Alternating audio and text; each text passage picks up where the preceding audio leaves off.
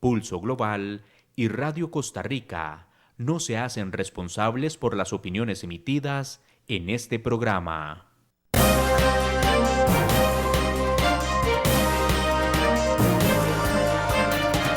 Pulso Global es un espacio que busca analizar los principales escenarios, fenómenos y acontecimientos en el panorama internacional, desde un análisis serio y académico, que busca generar insumos para que cada quien pueda construir su propio criterio. Porque comprender lo que pasa en el mundo y cómo incide en nuestro entorno es imperativo.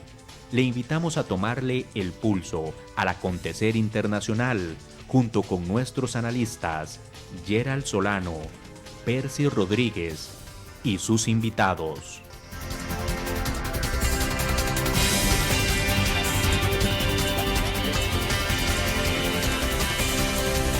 Bienvenidos. Hola, hola a todos, ¿cómo están? Esperamos que se encuentren muy bien. Les saludamos desde el programa Pulso Global.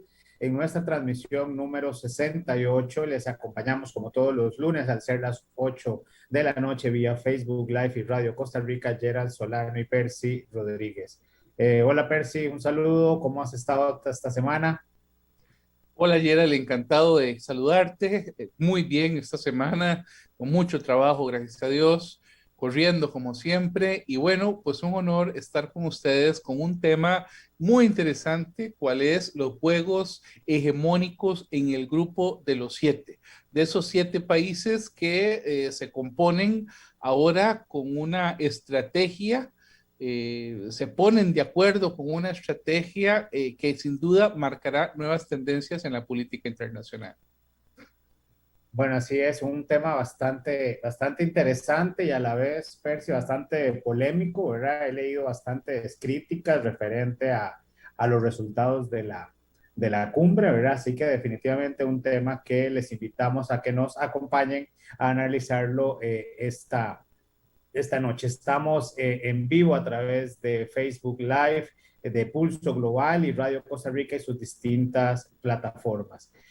Bueno, pero si empecemos conversando un poco sobre qué es el G7, ¿verdad? Porque a veces, por lo menos para nosotros en relaciones internacionales, es un término, digamos, familiar, ¿verdad? Es parte de las estructuras de poder a nivel internacional que uno analiza. Sin embargo, para nuestros radio escuchas y quienes nos acompañan a través de Facebook, tal vez no necesariamente sea un tema tan familiar. ¿Qué es el G7 y por qué se considera que tiene tanto poder? Bueno, el G7 se le ha dado en llamar a diferentes reuniones de países con la sigla G de grupo y con 7 por el número de países, G20, G8, por ejemplo, cuando estaban estos 7 países más Rusia. Bueno, lo que hay que entender es que es un foro de discusión de problemas nacionales, eh, perdón, de problemas globales, es un foro que tiene que ver con ponerse de acuerdo en temas planetarios y que en este caso están países como Canadá, Francia, Alemania, Italia, Japón, Reino Unido y los Estados Unidos. Y es muy interesante, Gerald, porque en algún momento Rusia perteneció a este grupo, ¿ya? Llamado el G8. Pero allá por 2014, cuando Rusia realizó la invasión a Crimea, se adueñó con gran parte de los territorios de Crimea, pues los otros países dejaron de invitarlo a esta cumbre y volvieron a ser el grupo de los siete, el G7. Curiosamente, el año pasado tampoco se realizó la reunión de estos países. Le correspondía a Estados Unidos la convocatoria. Es decir, se supone que cada año, ¿verdad? Un país tiene la presidencia pro tempore, por llamarla de alguna manera. Esta presidencia este año la tenían los británicos. El año pasado la tuvieron los estadounidenses y el año anterior los franceses. Bueno, el caso es que los estadounidenses no convocaron a una reunión del G7. Pandemia, puede ser, puede ser. Pudo haberse llevado a cabo por redes. Pero a mí me parece más bien que tiene que ver con parte de la política de Trump. Recordemos que Trump, si algo hizo fue pelear con sus propios aliados. Si algo hizo fue exigirle a sus socios políticos, comerciales, que pusieran más dinero en algunas de las instituciones, como el caso de la OTAN. Y eso había generado, digamos, un mal ambiente alrededor del presidente Trump. A mí me parece que más eso que la pandemia fue uno de los motivos por los cuales los estadounidenses no convocaron al G7 el año pasado. Así que después de 2 años, con Biden, de alguna manera Estados Unidos regresa al G7. Se temía que su regreso pudiera ser visto con, digamos, alguna mala respuesta por parte de los otros países, eh, pero no resultó ser así, sino que lo que se da en el G7 es que todos los países se alinean con el discurso que Biden planteó en temas incluso de posiciones contra China, contra Rusia, y algo interesante es que invitaron a otros países como observadores que son parte del grupo del G20. Es decir, parece que acá, desde el G7, ya se está tramando la estrategia para la reunión del G20. Estos países que se invitaron, por ejemplo, está la India, está Corea del Sur, está Australia, Sudáfrica, países con una población importante, con recursos importantes y que en principio parecieron estar de acuerdo con las políticas que el G7 y con los acuerdos que el G7 estableció. Sí, el G7 ha sido, digamos, un grupo característico, ¿verdad?, de los países denominados más poderosos o las economías más poderosas, ¿verdad?, que aglutina a Canadá, Francia, Alemania, Italia, Japón, Reino Unido y los Estados Unidos, que como decías, tomaron, ¿verdad?, una cita de reunión anual del 11 al 13 de junio.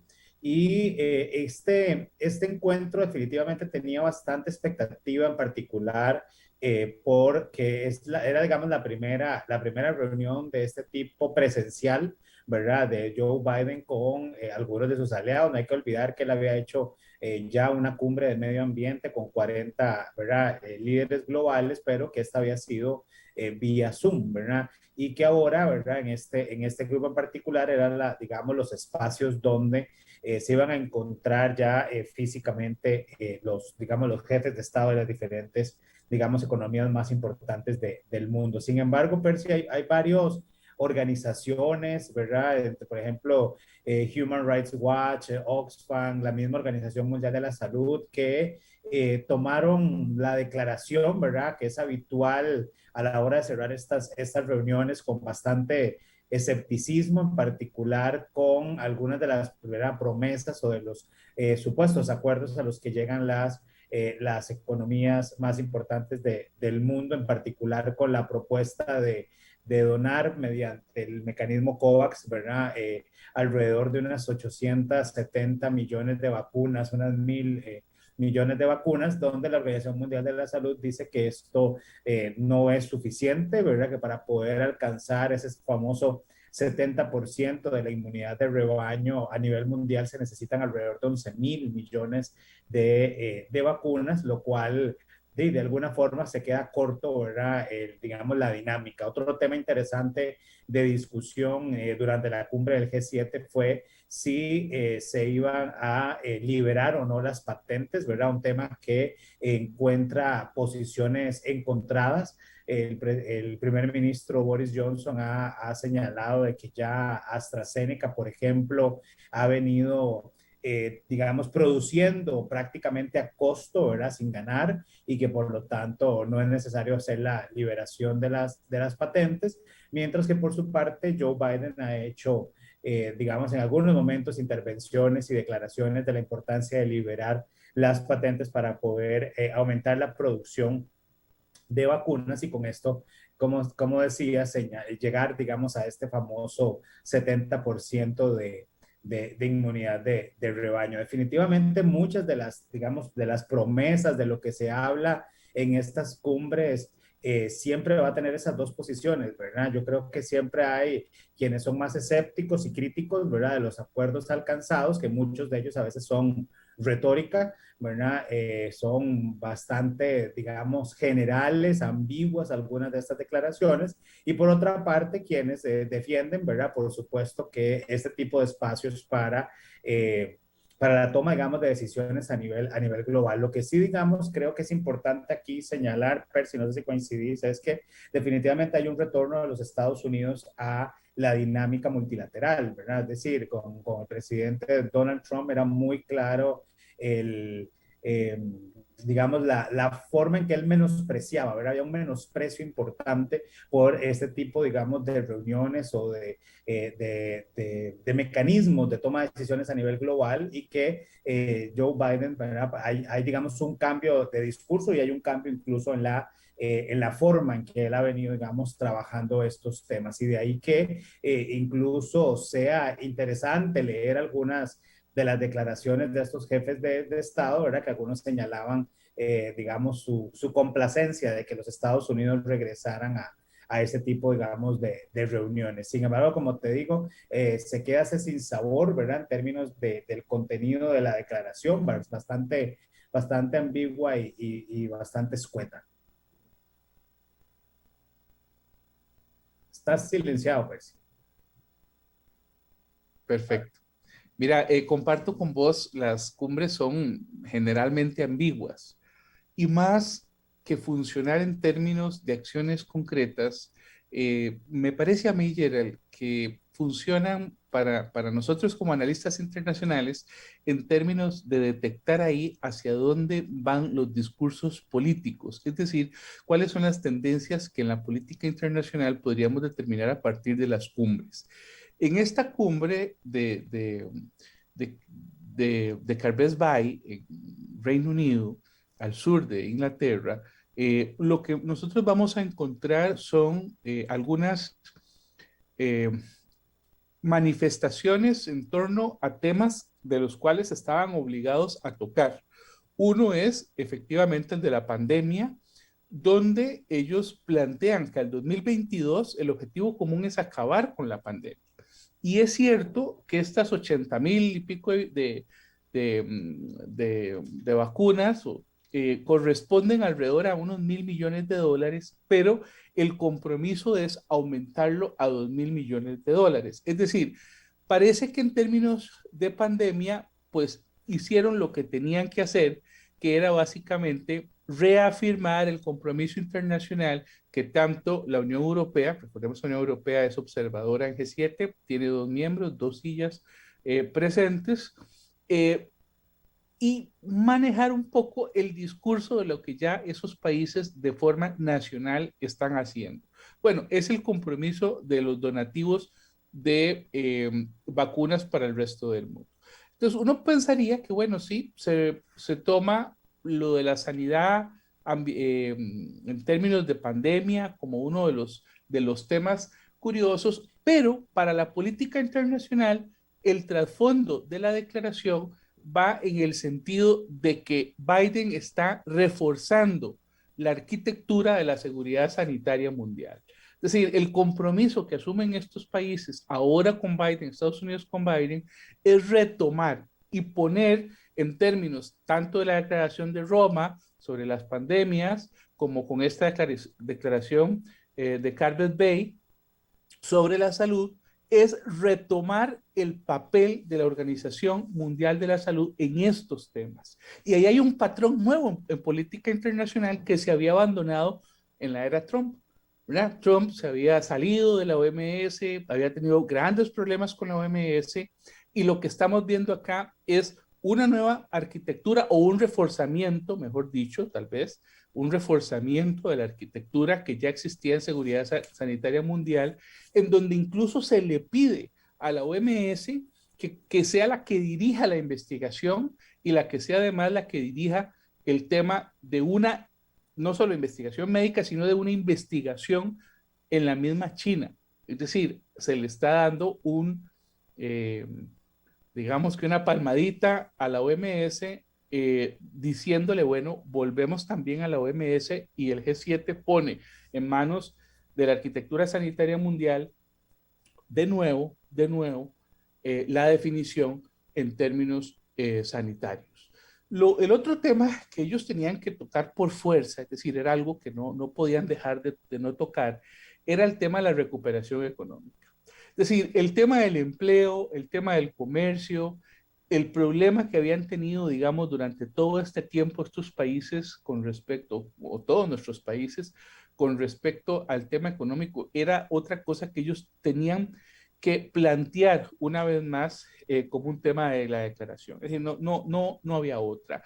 Y ahí lo que plantearon fue, bueno, pues una reforma del sistema multilateral de comercio, hablaron un poco de una visión común, de la necesidad de empezar a hablar de ello, y además de facilitar el no entrabamiento de la OMC. Es decir, recordemos que la OMC estaba bloqueada por los mismos Estados Unidos. Es decir, Estados Unidos tenía bloqueada la OMS, la tuvo bloqueada por mucho tiempo, y de alguna manera el planteamiento digamos, de volver a dejar que tanto la OMS como el G20, como la misma OCDE, empiecen a trabajar en términos, digamos, de un sistema fiscal más justo, en términos de condicionar a las empresas transnacionales para que paguen una carga tributaria cercana al 15%, eso es un nuevo discurso que me parece que no había antes. Es decir, pudiéramos observar ahí una tendencia hacia donde los países más poderosos están apuntando sus recursos en términos de recuperación económica y de empleo, y así como de comercio libre y justicia. Ahora, aquí también lo que están planteando es incluso que algunos de estos impuestos para estas transnacionales vayan al tema climático, ¿verdad? Un poco para abordar el riesgo de fuga del carbono. Y lo otro es un planteamiento de nuevo sobre no recurrir al trabajo forzoso en las cadenas mundiales de suministro. Y ese tema es una tendencia que viene. Y es una tendencia además que lleva a una confrontación directa con China. Es decir, es un planteamiento que muchos países de Occidente, la misma Unión Europea y los Estados Unidos le han hecho, incluso durante el gobierno de Trump, a China. Entonces uno podría plantear, bueno, hay temas que tenían que tocar como pandemia, como todo el tema, digamos, de acelerar el comercio, la parte económica, y lo otro que tocaron fue el ambiente. Mira que de nuevo se comprometen con los acuerdos de la COP anterior, del Acuerdo de París, donde Estados Unidos en la era Trump también se había salido, había sido cuestionado en muchas ocasiones, y el hecho de que Biden con el G7 vuelva a traer el tema de que van a alcanzar el objetivo de limitar el aumento de la temperatura a 1.5 grados al 2050, que es lo que plantea la cumbre, pues es una transición ecológica que era necesario, pero también que a veces es necesario que estos países desde el G7 se comprometan a hacerlo.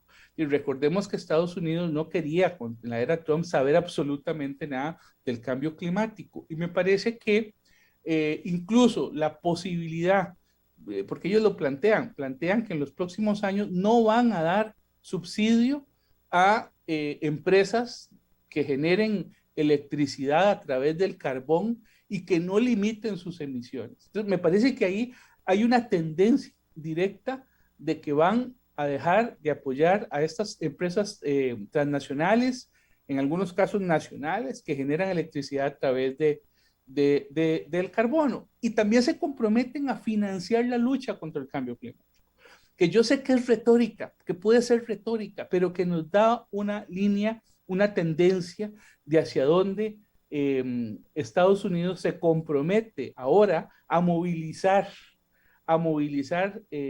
cerca de 100.000 millones de dólares anuales para poder apoyar de forma conjunta con el G7 todo el trabajo de lucha contra el cambio climático. Entonces me parece que ahí tenemos como algunas tendencias,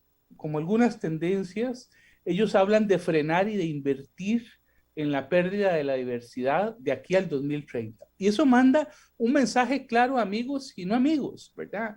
Es decir, manda un mensaje claro a las empresas, a la sociedad civil, a las instituciones, de que de nuevo los países creen desde el más alto nivel, de nuevo, en el tema de la biodiversidad y del cambio climático, que eran temas, ¿verdad? Que ahora el G7 pacta sobre la naturaleza al año 2030.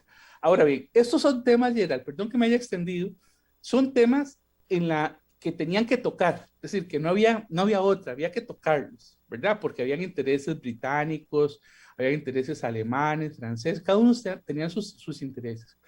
Pero para mí lo más interesante son las tendencias que uno puede observar en la política internacional. Y en la política internacional vamos a ver a un G7 poniéndole de alguna forma la cola al cascabel cuando se dedica unos párrafos en sus declaraciones tanto a Rusia como a China.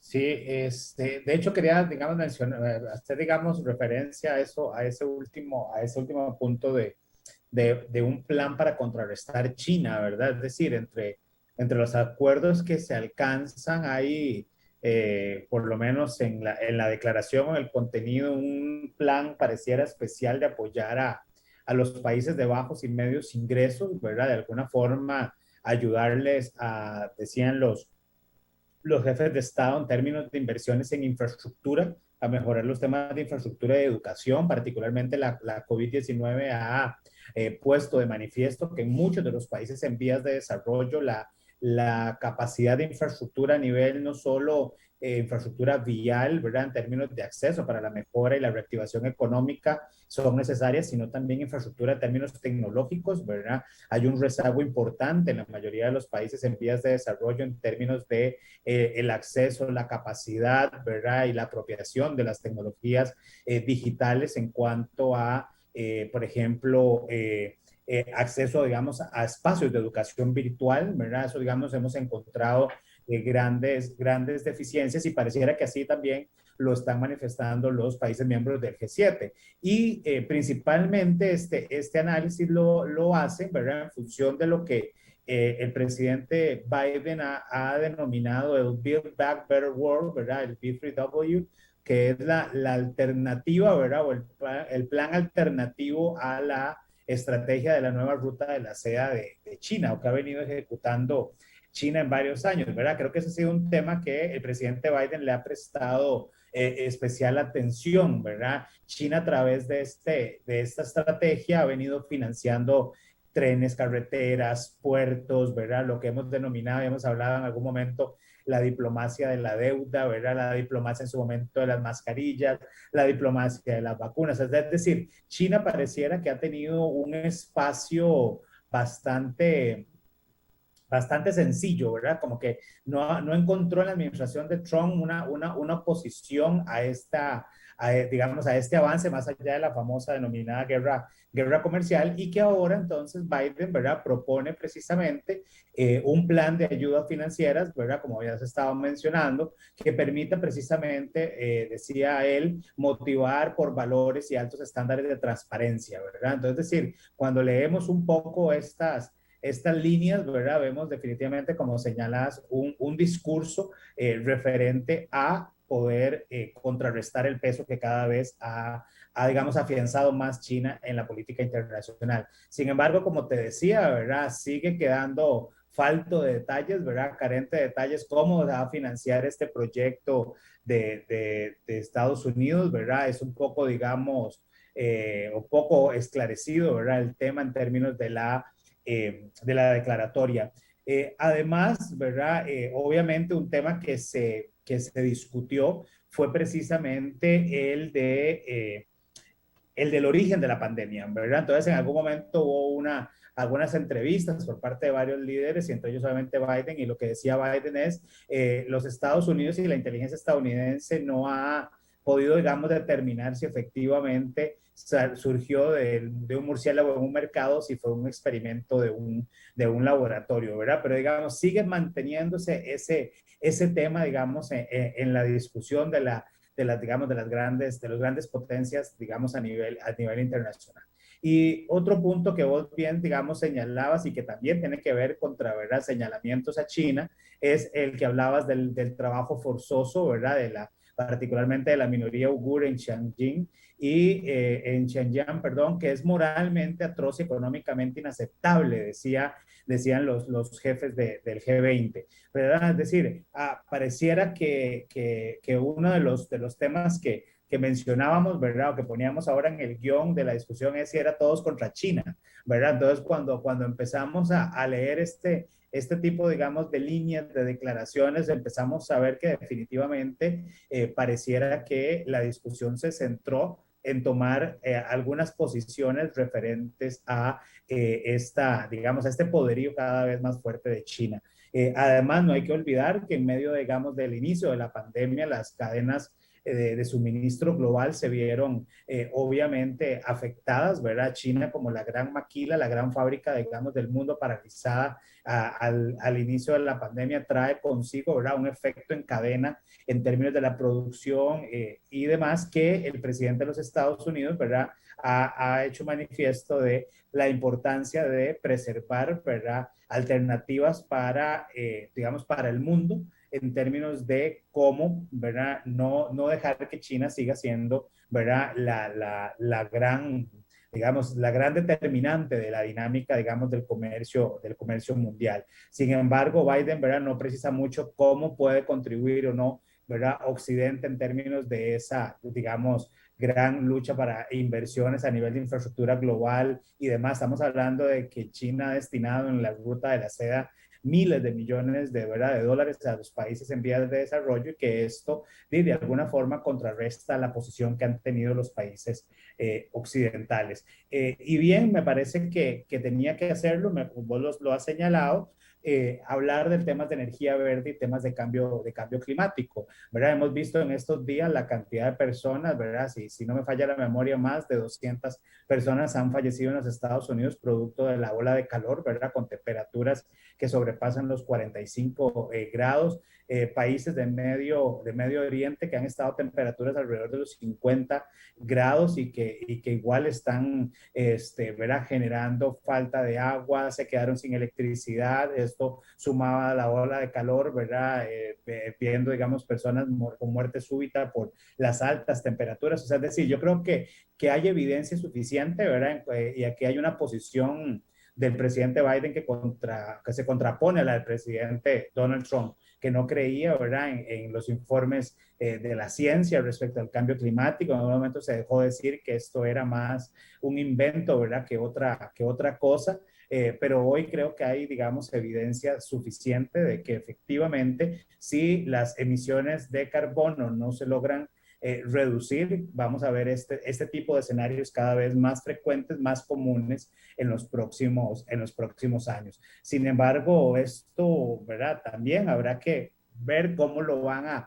a trabajar. Se habla digamos, de fondos verdes, ¿verdad?, con miles de millones de dólares, pero que aún así pareciera que el acceso por parte de los países en vías de desarrollo no está, digamos, tan claro. Y a esto hay que sumar, ¿verdad?, por supuesto, el impacto que podrían tener en la reactivación económica, digamos, las nuevas cepas del coronavirus, ¿verdad? Que la Delta está haciendo sus estragos tanto en Europa como en los mismos Estados Unidos, lo cual es un tema que va a ser, digamos, fundamental, es que los líderes de las 7 principales naciones, ¿verdad?, que hemos hablado del G7, puedan establecer realmente los planes claros de cómo se harán las reducciones de agricultura, cómo se harán reducciones en transporte, cómo se harán reducciones a nivel de fábricas, de acero, cemento, ¿verdad? Es decir, estamos hablando de una transformación de la economía tal cual la conocemos, pero que ¿verdad? En el discurso está interesante, hay una línea, pero habrá que ver cómo esto se vaya a operacionalizar o materializar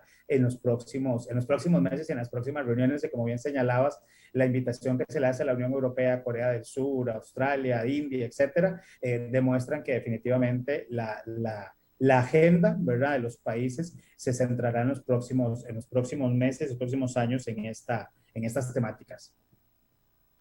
Mira, me encanta lo que estás planteando porque uno puede ver una tendencia incluso de los países en la declaración, países del G7, de alguna forma recriminándole a China incluso el tema de su participación en temas de derechos ambientales. Pero a mí me ha llamado poderosamente, eh, digamos, pues sí, me ha llamado mucho la atención los términos en que el G7 decide manifestarse en temas que para China son muy importantes. Por ejemplo, ya lo decías vos, el tema de, de Xinjiang, ¿verdad? Un tema de los uigieres que han sido una minoría étnica reprimida. Y ve lo que dice la declaración, que es impresionante. Dice, bueno, nos comprometemos a promover nuestros valores, incluso pidiendo a China que respete los derechos humanos y las libertades, especialmente en relación con Xinjiang y esos derechos, libertades y alto grado de autonomía para Hong Kong, consagrada en la Declaración Conjunta Sino-Británica y la Ley Fundamental. Dos temas que para China son que tienen que ver con el nacionalismo del Partido Comunista Chino, ¿verdad?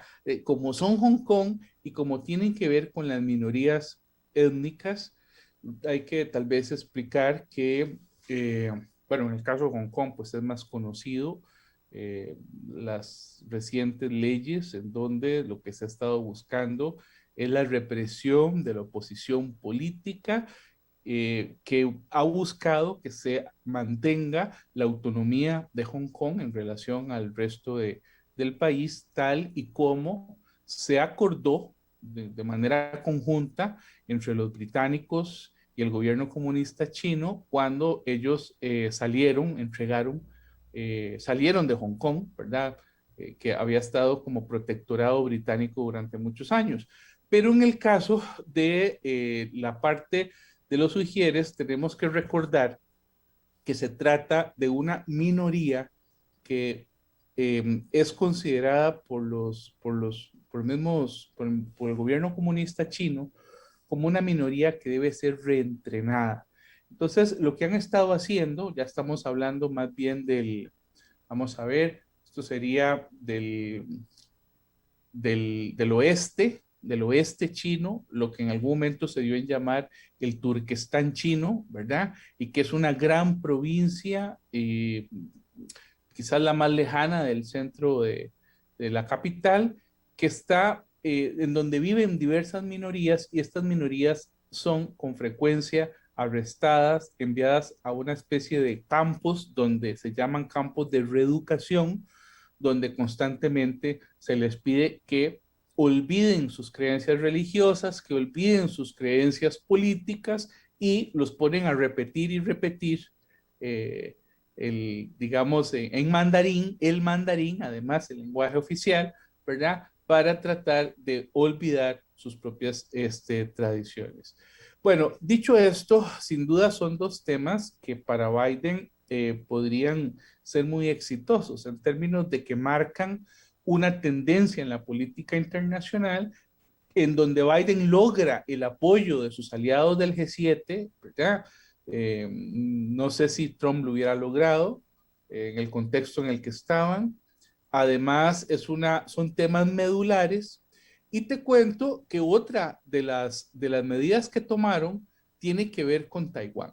Es decir, con Taiwán también el G7 hace una declaración, vamos a ver si tengo algo por acá, en donde en esa declaración Vamos a ver, permitime, pues la tenía abierta, pero se cerró, en donde dice, bueno, algo muy importante.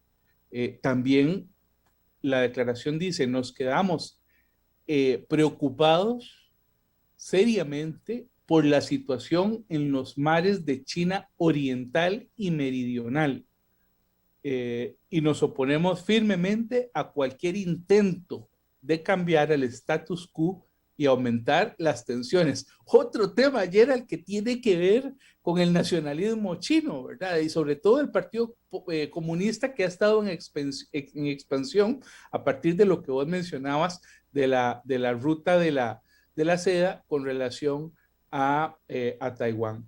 Perdón, a estos mares en el oriente.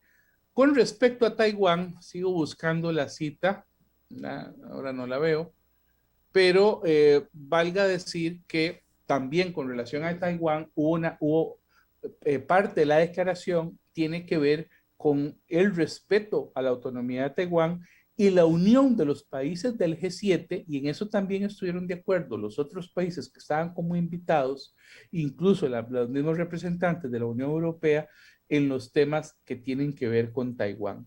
Entonces, uno que podría pensar que en cualquier momento China iba a tomar, digamos, una posición más radical con respecto a Taiwán, o en los mares meridionales chinos, o bien con respecto a Hong Kong, o con respecto a, digamos, todo lo que son las provincias Ujier, pues aquí ahora lo que tenemos es una declaración conjunta de países muy poderosos diciéndole a China, estamos observando esos procesos y no estaríamos anuentes a aceptar que se mantengan o que vayan a haber acciones que limiten o que cambien el statu quo imperante.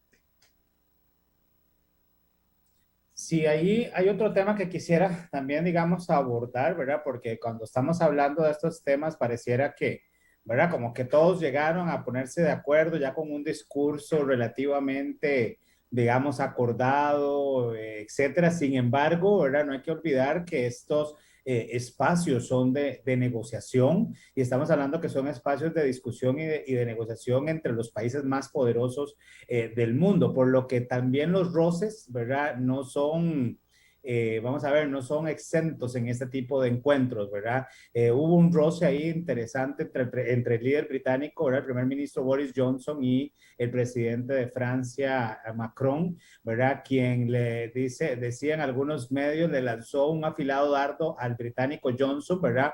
Asegurándole que había problemas con los controles fronterizos territoriales al firmar el protocolo sobre Irlanda del Norte, sugiriendo que la región británica no era parte del Reino Unido.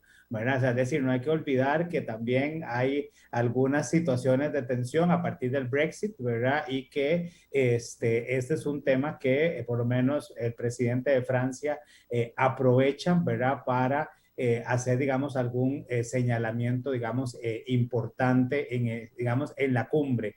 Y él, digamos, señala, ¿verdad?, la importancia de proteger la integridad territorial del Reino Unido. Era trabajo del gobierno del primer ministro Boris Johnson y que debía hacerse todo lo necesario para garantizar digamos, esta integridad. Pero bueno, es parte, digamos, de lo que pasa, ¿verdad?, en una cumbre del G7. Estamos en vivo en Pulso Global a través de Radio Costa Rica 930 AM y las distintas plataformas digitales. Les invitamos a dejar sus comentarios y preguntas. Percy, otro tema ahí que a mí me interesa mucho, digamos, dejarlo acá plasmado es la iniciativa del Reino Unido, ¿verdad? De señalar la necesidad de un compromiso por parte del G7 para que al menos 40 millones de niñas alrededor del mundo puedan asistir a la escuela. ¿Verdad? Te decía que uno de los temas que también estuvo en la mesa era el tema de educación, ¿verdad? Y creo que acá este llamado que hace el Reino Unido a lo que denominaron una alianza global para la educación, es un tema, digamos, que es importante y en lo personal me gustó bastante que el énfasis haya sido también que de esas, digamos, de esas personas, ¿verdad? Esos menores que queremos que lleguen a las aulas, que lleguen a la escuela, se hable de mujeres, ¿verdad? No es casualidad que la semana pasada hayamos nosotros, ¿verdad? En el programa Pulso repetido un programa referente a los temas de mujer, ¿verdad? Creo que con la COVID-19 ha sido uno de los temas más, digamos, notorios, ¿verdad? Hay ciertas acciones como el cuido que ha caído en sobremanera con la cumbre a las mujeres y que muchas de las niñas o de las adolescentes en el marco de la COVID-19, al tener que a veces que llevar sus mismas clases virtuales desde la casa, ha implicado también la doble tarea de tener que cuidar hermanos, que tener que cuidar abuelos, que tener que cuidar, ¿verdad?, padres, etcétera. Y esto también ha hecho que algunas no puedan continuar con sus estudios. Y bien señalaba Boris Johnson al decir que es necesario educar, decía él, a todos los niños, en especial las niñas, como una de las formas más fáciles de sacar a los países de la pobreza y ayudarles a recuperarse de la crisis del coronavirus, ¿verdad? O sea, es decir, se ha venido, digamos, hablando de que a partir de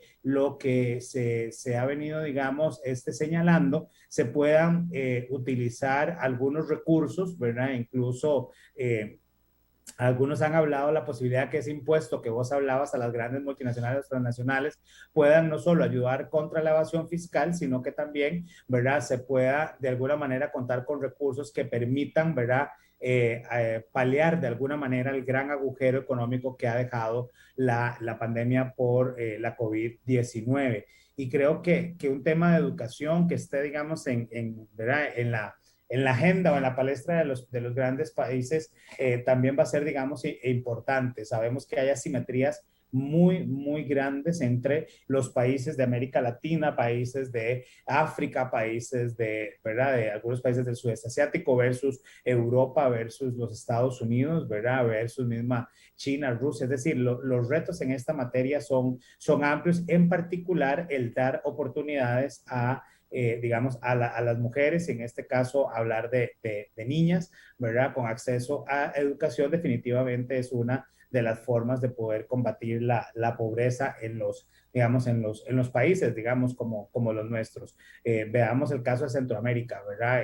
Cada vez son más los niños, ¿verdad?, o los menores de edad que migran no acompañados de adultos hacia los Estados Unidos y que están quedando en la frontera sur de los Estados Unidos. Algunos ni siquiera han logrado pasar México, ¿verdad? Y que son menores de edad no acompañados, que eso es un tema, digamos, importante, digamos, de resaltar, y es que precisamente no se encuentran las condiciones para mantener a estos menores de edad en las escuelas, algunos obligados a tener que trabajar, como bien señalabas, no solo el trabajo forzado en esta minoría china, sino también trabajo forzado de menores o de explotación sexual de muchos ¿verdad?, de los menores del Caribe o de América Latina. O sea, así que creo que es un tema que habrá, digamos, que prestarle atención, pero sí no quisiera dejar nada más como que, bueno, seguimos dependiendo de lo que diga la agenda del G7, ¿verdad? Y de lo que ellos quieran establecer. Creo que ahí es importante que nuestros países tomen, ¿verdad?, este tipo de temas, como lo señalabas, esas tendencias de política internacional, para ir estableciendo también las estrategias para verse beneficiados, ¿verdad? Porque al final sabemos que muchos de nuestros países quedan como a la expectativa de que aquí se habló, se van a donar ciertas cosas y nos quedamos ahí como esperando a que nos lleguen digamos, las oportunidades, que nos llevan un poquito de las vacunas, ¿verdad?, que están, digamos, ofreciendo, pero que creo que ahí va a ser fundamental que países como, ¿verdad?, por supuesto, como Costa Rica y como los países centroamericanos puedan de alguna manera establecer estrategias claras que permitan avanzar en esta materia. Yo, en lo personal, no he podido entrar, es una tarea, digamos, pendiente que tendré para el receso de tanto el doctorado como de la universidad, que quisiera leer un poco más y profundizar qué impacto ha tenido la COVID-19 en los ODS, ¿verdad? Porque estamos hablando de que muchos de estos temas que ha señalado o que hemos señalado hoy están inmersos en algunos de los ODS, pero que el impacto de la pandemia, ¿qué tanto nos podría trazar de ¿verdad?, alcanzarlos para el 2030 como está planteado, o que más bien vamos a llegar como en el 2015 ¿verdad? Cuando teníamos los objetivos del milenio y que todavía no hemos alcanzado muchos de ellos y hacemos una, ¿verdad? Un nuevo planteamiento, planteamos los ODS y que no lleguemos al 2030 exactamente con el mismo discurso. Hay impactos en cada uno de ellos y sería, digamos, interesante ir evaluando qué tanto nos hemos retrasado en algunos de los objetivos digamos, de estos de desarrollo sostenible y en cuántos definitivamente sí los vamos a poder alcanzar, porque el discurso verde ha señalado, pareciera que va sí o sí, ¿verdad? Digamos, escuchar a un Estados Unidos pareciera empezando a comprometerse cada vez más con la temática, pareciera que va a ser la línea, pero ¿cómo estamos el resto de los países y qué tanto la pandemia nos está atrasando? Porque el eslogan es muy claro, es no dejar a nadie atrás, ¿verdad? Y no dejar a nadie atrás después de un escenario post-pandémico, ¿verdad? Creo que es una tarea titánica para nosotros, ¿verdad? Y que, por lo menos en lo personal, las declaraciones, ¿verdad? Los resultados de esta cumbre del G7 nos dejan con muchas ideas, pero como te decía, con poca claridad de cómo se va a llevar esto realmente a la práctica y cómo nos vamos a beneficiar realmente los países que no somos parte del G7. Bueno, yo encuentro más bien, Gerald, que en el G7 lo que hemos visto ha sido como declaraciones muy claras de tendencias. Es decir, en una declaración a ese nivel, digamos, lo que vamos a encontrar son tendencias de política internacional. Y ve qué interesante que en el caso de la igualdad de género, el G7 pusiera dos metas más que tienen que ver con el objetivo 4 de la Agenda 2030, que es sobre la educación de las niñas, sobre el tema de género, y muy particularmente me llamó la atención de que estas 40 millones de niñas más que vos citás, ¿verdad? Que deben ingresar al sistema educativo, ellos pongan como una meta el 2026. El 2026 en países de renta baja y de renta media baja. Es decir, pareciera que hay una meta muy específica, pero además la declaración va más allá al plantear además que además de esos 40, 20 millones de niñas más tienen que saber leer a los 10 años o al final de la escuela primaria de aquí al 2026 en países de renta baja y de renta media baja. Para ello, lo que estos países están haciendo es comprometer alrededor de 2.750 millones de dólares como una forma de financiación en esas dos metas que de alguna manera pues promueven el tema de la igualdad y de la equidad de género, principalmente en el ámbito pues de las niñas, de empoderar a las mujeres y de poner pues finalmente a la violencia contra las mujeres y las niñas, que es lo que plantea parte de la Agenda 2030. Yo creo que efectivamente el G7, uno siempre yo he sido uno que he sido muy crítico con las cumbres, porque las cumbres al final nos recetan, digamos, declaraciones, pero poco contenido financiero para llevarlas a cabo. Yo estaba viendo que unas declaraciones de Charles, del Comité Europeo, de la Unión Europea, que estuvo en esa reunión, y él planteaba que algunos de los países que se van a ver beneficiados son, por ejemplo, Honduras, son Guatemala, es decir, algunos países que con el tema, por ejemplo, de la vacunación o de los recursos o de los fondos, se van a ver particularmente, digamos, beneficiados. Pero más allá, no quisiera yo entrar en esa parte operativa, más allá de eso, sí le permite a uno entender que hay un nuevo, digamos, un nuevo norte en el grupo del G7, que pareciera que ahora esas mismas determinaciones van para el G7, retoman o en el tema de COP26, van para la ONU. Es decir, aquí de lo que a mí me parece interesante esta reunión de junio, acaba de pasar, es que tenemos ahora a un Estados Unidos que vuelve al G7, que pudo haber sido rechazado, ¿verdad? O no tomado en cuenta, o o esas fricciones pudieron haber sido más duras, ¿verdad? Más duras y que por el contrario logra una declaración, Gerald, que es una declaración compleja, donde no solo comprometen recursos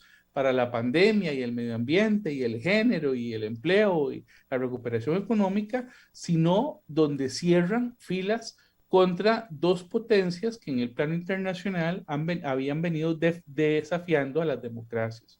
Una es China, en donde se les reta no solo en el tema de derechos humanos y en el tema digamos, de la parte laboral, de las cadenas de suministro, de la parte, digamos, de violación de derechos, y que eso genera competencia injusta, porque al final es una competencia injusta, obviamente al no pagar derechos a sus trabajadores, estamos hablando de economías que pueden producir más y que pues, por lo tanto es competencia desleal, sino que también en el plano político le están diciendo, por ejemplo, a China, bueno, en temas en donde ustedes han venido violando derechos humanos, como el caso de los Ujier, como el caso de Hong Kong, con las leyes, digamos, marciales, con el ejército en la calle, etcétera, va a haber una respuesta por parte de los países en donde también se les está planteando una tendencia a nivel internacional de política que no estaba clara. Es decir, hasta la reunión de junio no sabíamos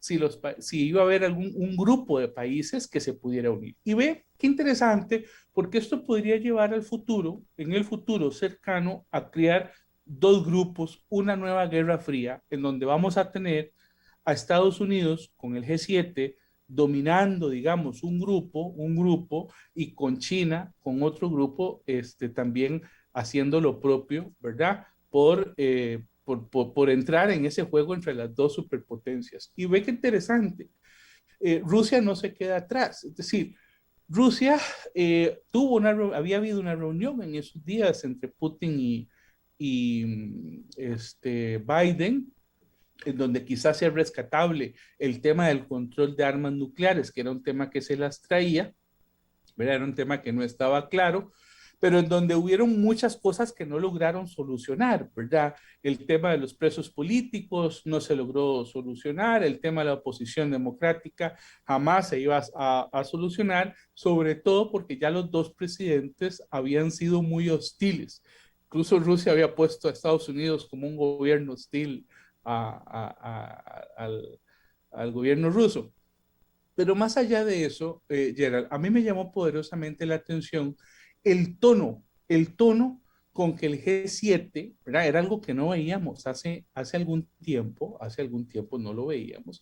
Por eso quizás el tema de hoy, juegos hegemónicos, porque vamos a encontrar una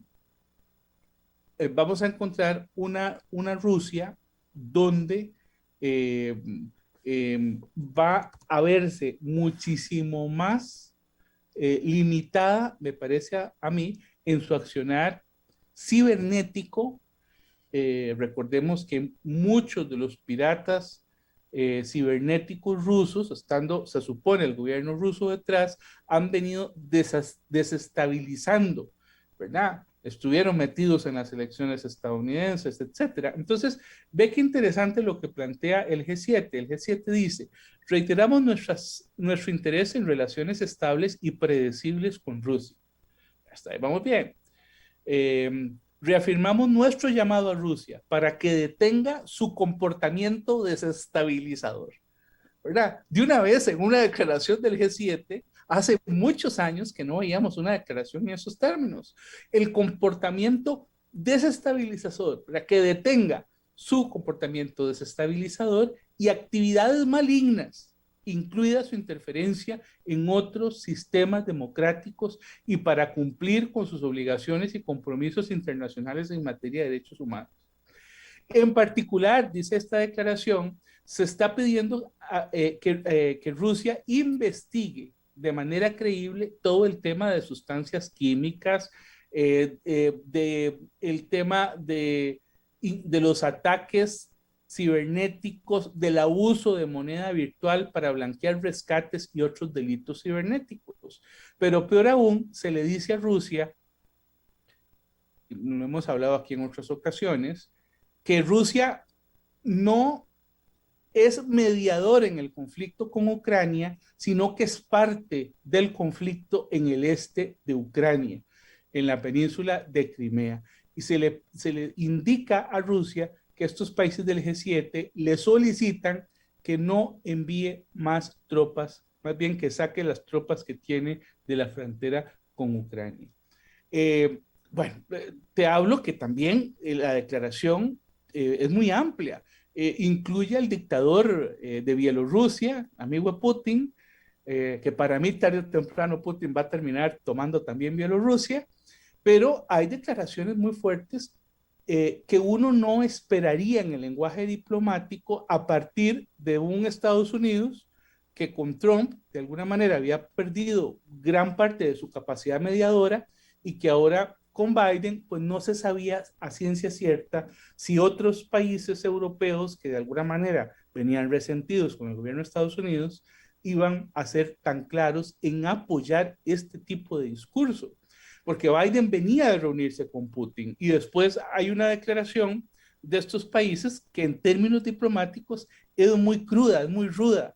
¿Verdad? Se le dice que es un país desestabilizador, que tiene una influencia maligna en los sistemas democráticos. Eso es un lenguaje diplomáticamente muy fuerte y uno no lo esperaba. Entonces uno puede ver aquí una tendencia, me parece, Gerald, ¿verdad? Que el nuevo orden mundial pareciera dirigirse hacia dos bloques, hacia un bloque controlado por China con el apoyo ruso y hacia otro bloque que no estaba muy claro si Estados Unidos iba a estar solo o no en esto, y parece que vuelve a retomar a sus aliados y logra sumar una serie de países, ¿verdad? Una serie de países como Sudáfrica, como India, como Corea del Sur, como Australia, ¿verdad?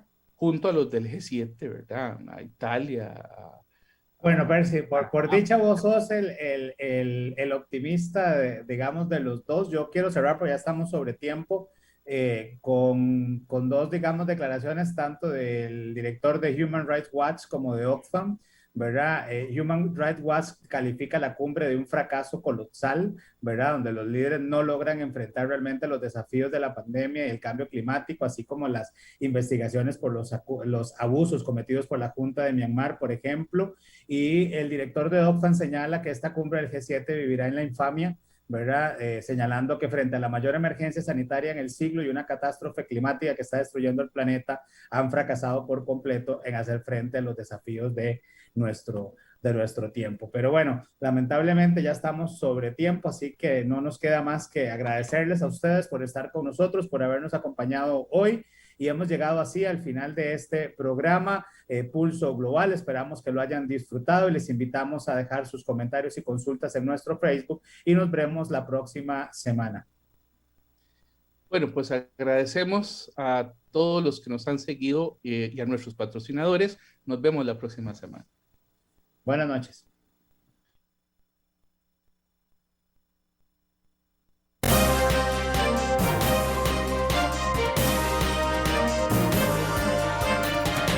Esto fue Pulso Global. Gracias por acompañarnos en una transmisión más. Le invitamos a sintonizarnos por Facebook Live y Radio Costa Rica 930 AM para llevar juntos el pulso al acontecer internacional.